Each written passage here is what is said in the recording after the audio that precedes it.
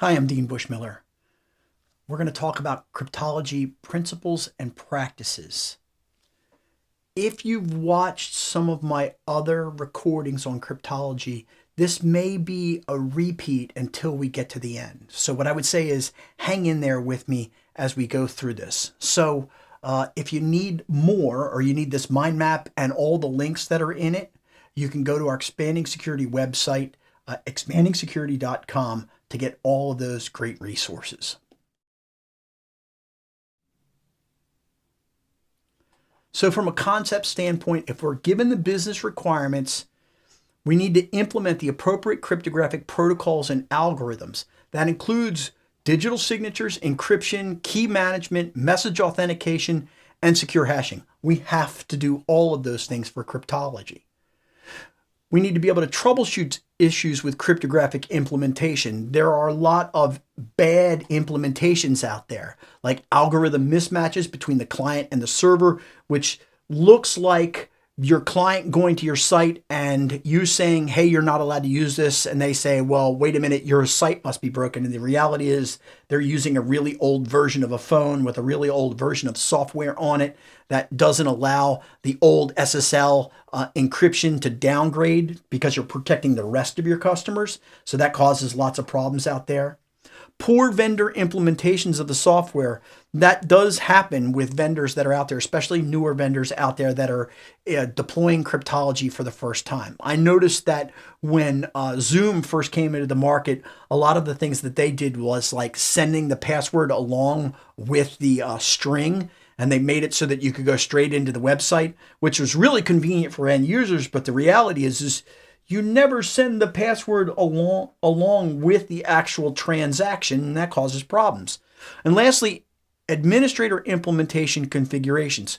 Doing it the wrong way, getting bad advice, getting advice from an AI that will tell you that you should put glue on your pizza is probably not a good place to get information on how to implement your cryptography.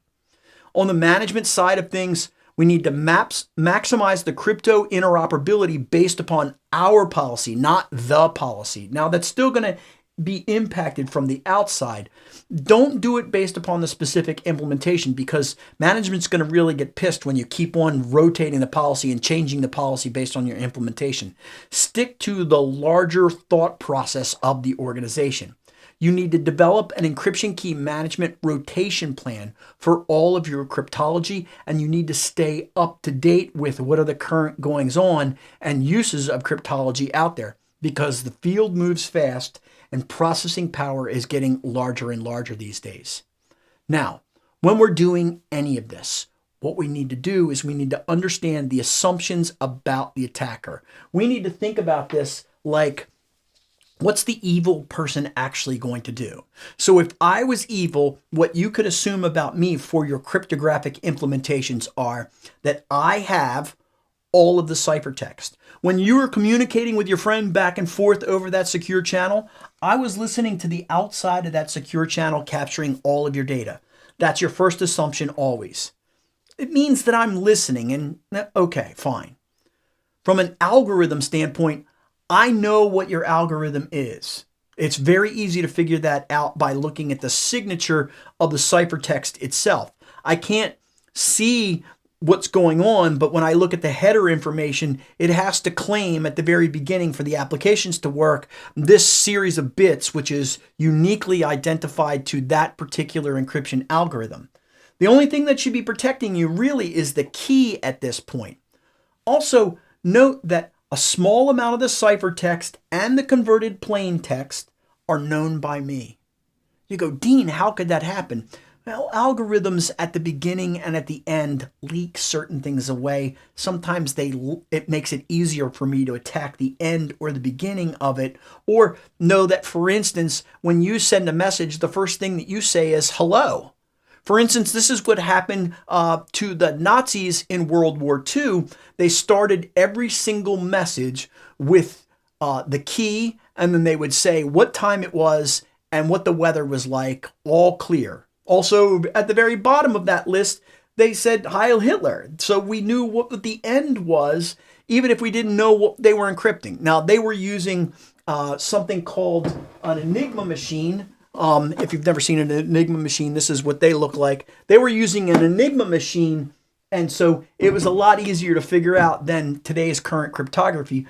But know and assume that I know what's going on, okay?